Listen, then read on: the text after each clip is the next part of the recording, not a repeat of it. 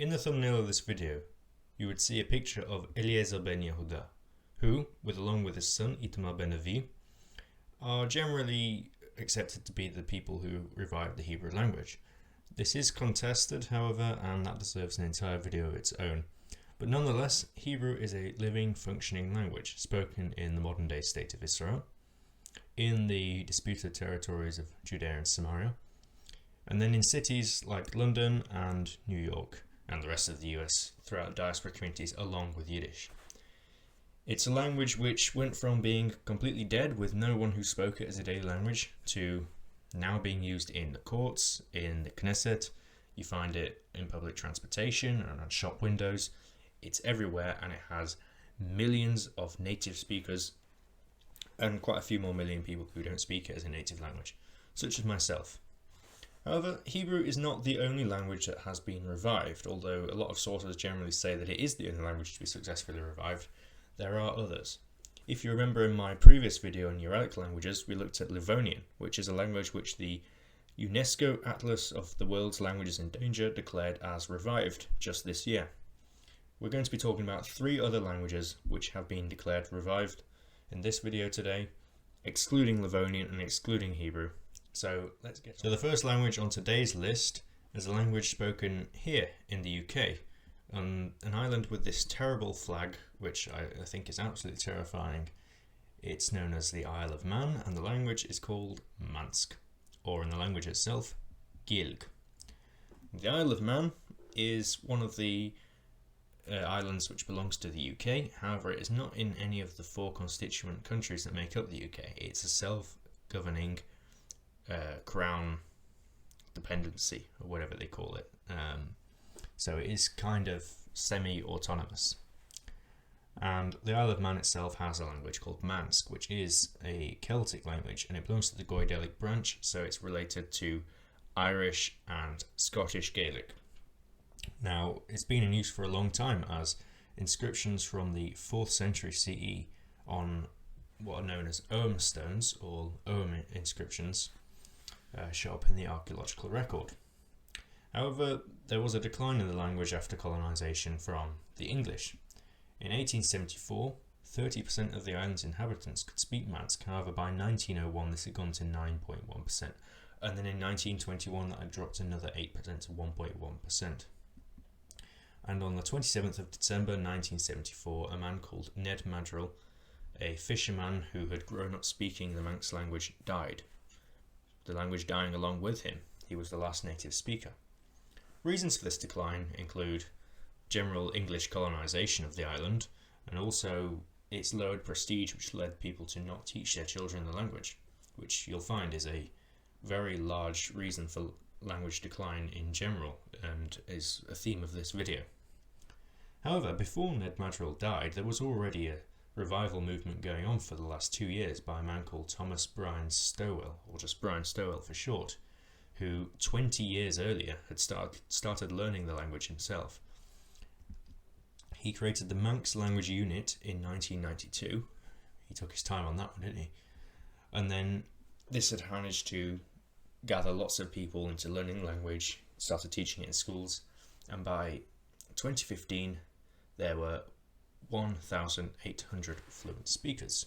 And that's the current number I can find today for statistics. I can't find any more updated statistics, but that's how many people speak the language. This includes 53 native speakers.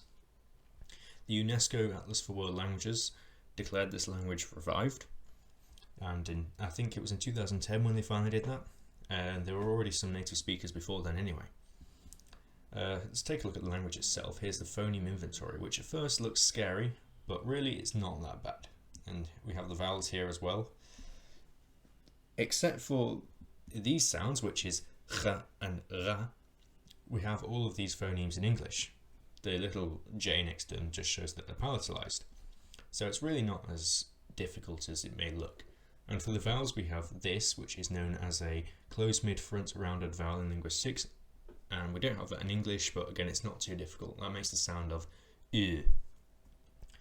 The orthography, however, can be complex, as we have here a quartong.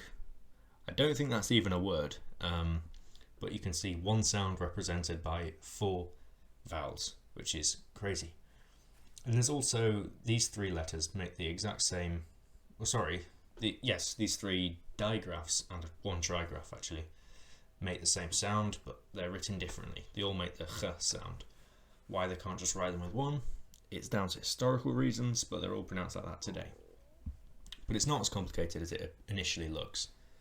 To finally actually take a look at this language, it wouldn't be complete without the Universal Declaration of Human Rights, which is here. For obvious reasons, I'm not going to try and read this, but as you can see, it does look like a Celtic language like Irish or Gaelic, however it's clearly distinct. And I've been told that it's not mutually intelligible with Irish or Gaelic because the divergence has been there for centuries to the point that they're very different. But now let's take a look at a language from the other side of the Atlantic Ocean. And the next language we're going to look at is Massachusetts.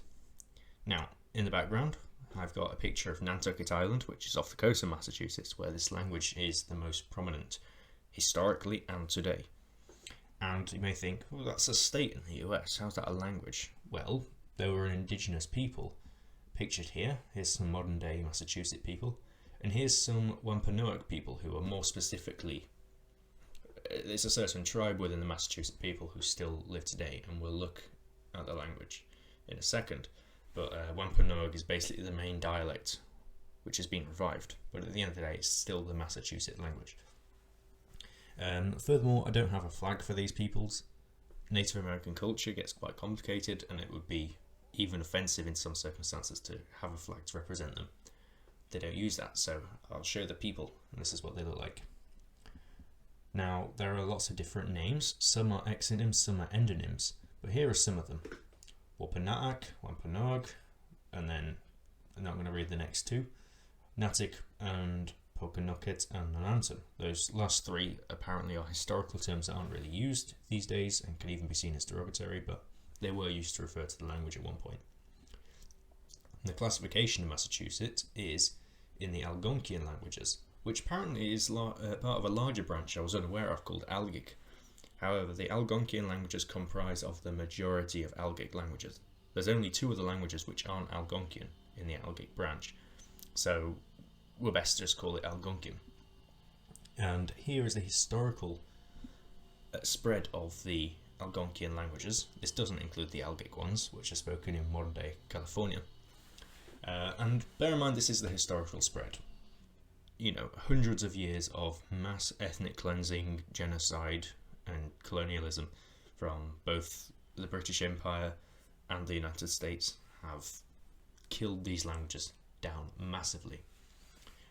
Although some of the languages in the Algonquian branch still survive, and there is one other language that has also been revived in this branch, potentially another video, most of the languages are now dead, and most of them are spoken in Canada as well. However, we have the phonemes of this language, which look very simplistic, as you can see, and same with the vowels, but don't be tricked because the language itself is agglutinative and still very complex. Despite this though, we do have some words from this language or from dialects of the language in English. Some of them are more American English terms that you wouldn't hear much in many other places, like Sachem, Moccasin and Succotash, but other ones are used internationally, like skunk, pumpkin, squash, Mohican and Mohawk, moose. You can even see that the political term caucus comes from it. I thought this came from the Caucasus Mountains, just because it sounds similar. Turns out it means a meeting place in the Algonquian languages, or specifically Massachusetts, and that's where the political term caucus in the US comes from, which I found rather interesting. So let's take a look at the history of the language itself. Since the early colonists came to the land which is now Massachusetts, Algonquian languages such as Massachusetts were written down alongside with English for a long time. However, this went down decline, and the last known written document on paper is in 1771, and it's a marriage contract between two Native Americans. The last actual inscription writing ever is the gravestone of a man called Silas Paul, who, though has an English name, was a Native American, and that was in 1787. However, it wasn't until much later that the language died itself. So there was a man called Zachariah Hawaswi, who, though he was probably a second language speaker of Massachusetts himself, he preached to a congregation of elderly Native Americans who didn't speak English until his death in the 1830s on the island of Martha's Vineyard. He was not the last speaker, however, because there were still native speakers around. And the last native speaker was a woman called Dorcas Aesop Honourable, which is an amazing name, by the way, who lived on the island of Nantucket, where the language lasted the most. And she died in 1855, making the language dead. There were still second language speakers around for a bit longer, and apparently the last recorded speaker is Tamsin Weeks, who died at the age of 90 in 1890. I would take this with a pinch of salt, however, given that I cannot find any other references to this person outside of Wikipedia, and Wikipedia leaves a reference that leads to a website that's now defunct. I can't find anything else online about this, so some say that it could have died earlier, some afterwards. But after this last fluent speaker died, it was extinct. Despite that, a study in the 1920s of the Wampanoag tribe that we mentioned before found that some of the elderly members distantly remembered some small words and phrases that they'd learned from their parents. It's likely that their parents were not speakers themselves, but had learnt these words and phrases from their parents who were speakers of it. And the final nail in the coffin for the Massachusetts language was in 1966, when Chief Wildhorse, the last so-called language rememberer, died, with those words and phrases dying along with him. Although not exactly, because the language was very well recorded. In the 1600s, an entire Bible was written in the Massachusetts language, and all these records, these written records I talked about before, still exist in archives, mainly in the town of Natick on mainland Massachusetts. This helped with the revival of the language. So, in 1993, a Native American linguist called Jessie Littledoe Baird started the Wampanoag Language Reclamation Project. What's really interesting is she apparently had a series of dreams where her ancestors told her that she needed to revive the language. Isn't that amazing? And apparently there was a prophecy amongst the Wampanoag people that said the children of those who had a hand in breaking the language cycle would help heal it. And this prophecy was fulfilled because in 2010, Baird was awarded the MacArthur Foundation Genius Award for her work. And at this point in time, there were 15 fluent speakers. And furthermore, in 2014, the Wampanoag Language Reclamation Project were able to confirm that there are now 5 native speakers of the language. Those previous 15 adults and some of their children, who were the new native speakers of the language. There are also 500 adult learners of the language. Sadly, I could not find any information past 2014 of any figures. I did find an article from last year that was actually written by someone who teaches the language to children at school, and she was talking about teaching the new generation this language. She did not give any figures.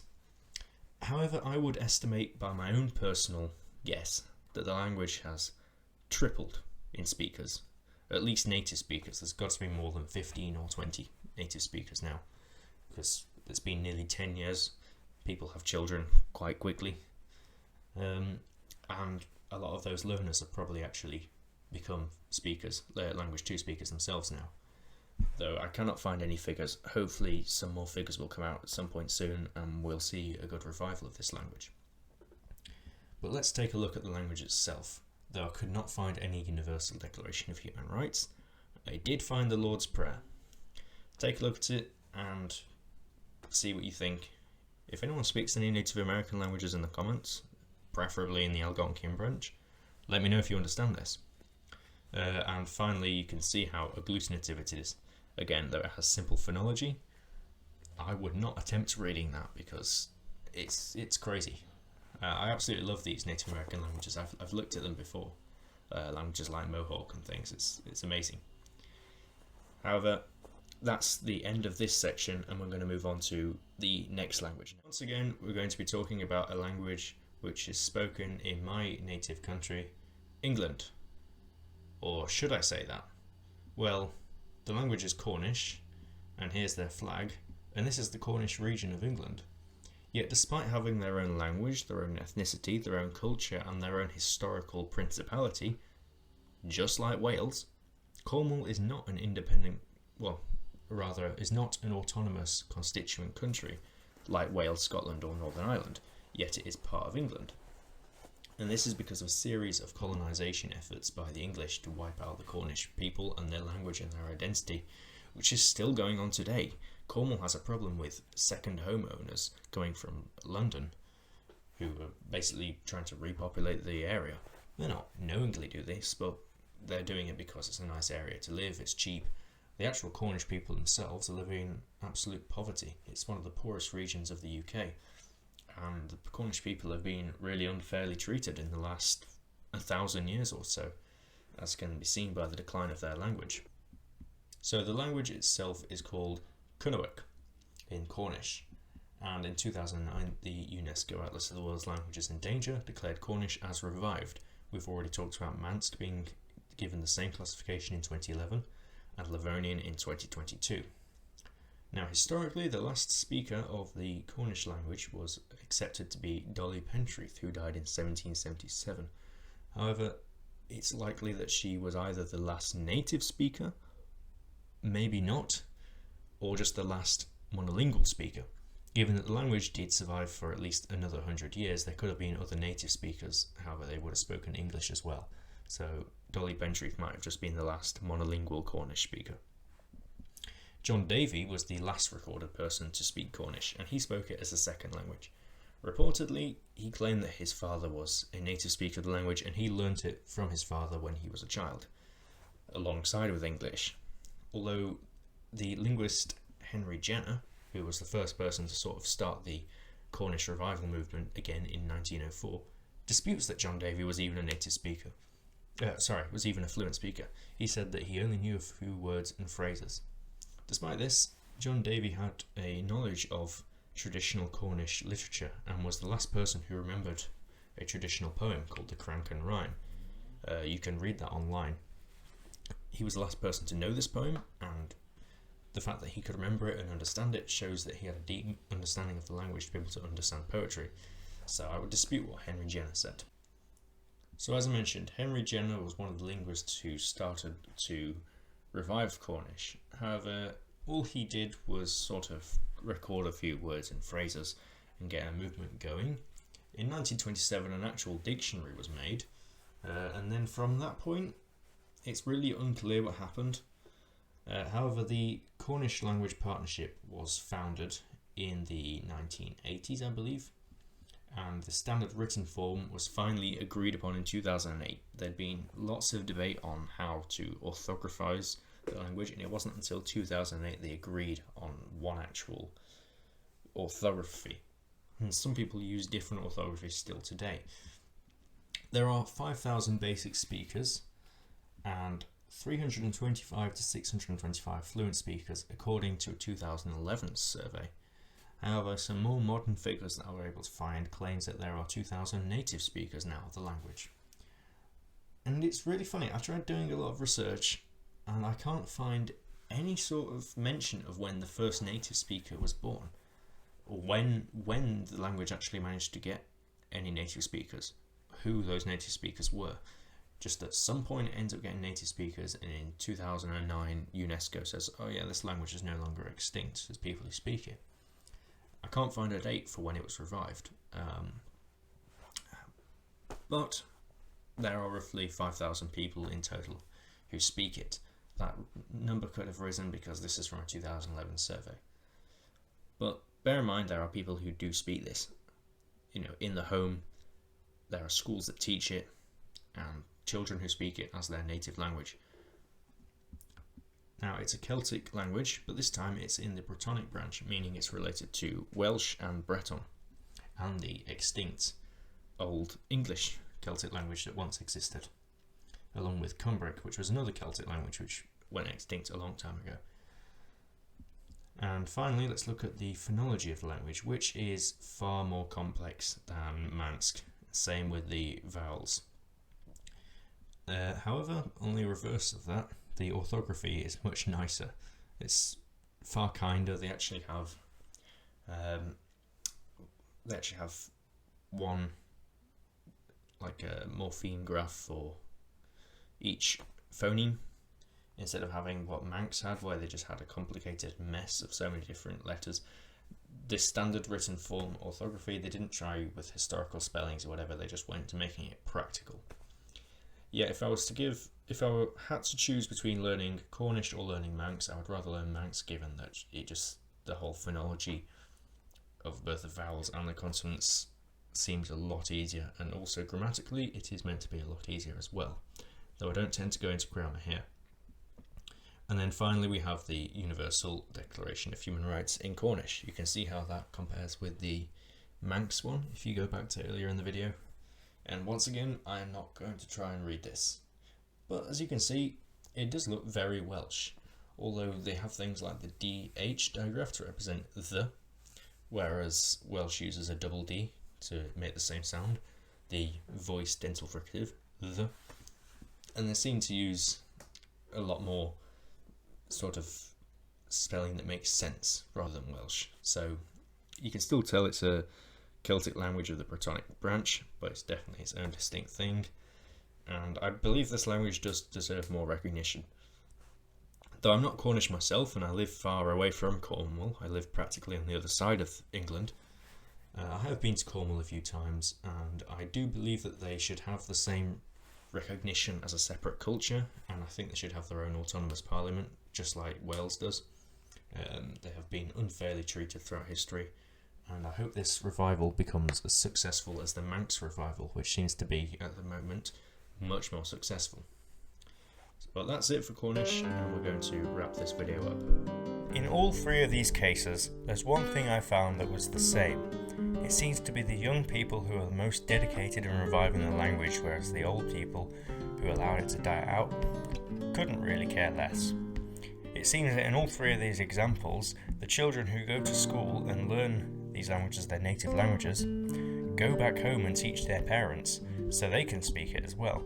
They seem to be very, very dedicated to reviving the language, and it seems like these languages have a bright future as long as they have a young generation willing and dedicated to helping preserve it.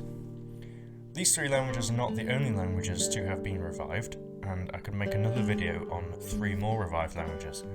And they're also definitely not the only languages to be undergoing a revival movement but are not yet revived. And I could make 3 or 4 more videos on that if you really wanted to see it. So please do let me know. For now, however, thank you for watching. Please do consider subscribing. And also, I would like to inform you that I would greatly appreciate it if you would turn notifications on so you can see these videos as soon as they come out. That's all for now, and I will see you next week. Yalla.